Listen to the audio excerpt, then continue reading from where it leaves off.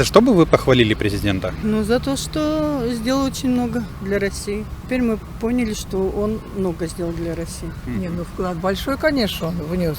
И мирные переговоры, и сколько он останавливал вот этих военных действий в Чечне, память если не подводит, еще где-то Грозный, когда 2008 год, да, какую-то роль он, естественно, сыграл. Какой бы вы совет дали президенту? Не знаю даже.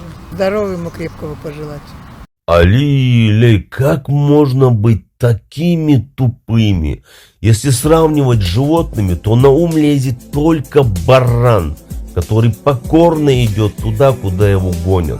В вашей стране 20% населения находится за чертой бедности. Это значит, что каждый пятый россиянин нищий. У вас нищие пенсионеры, учителя, воспитатели, медсестры, социальные работники, работники культуры, многодетные и неполные семьи.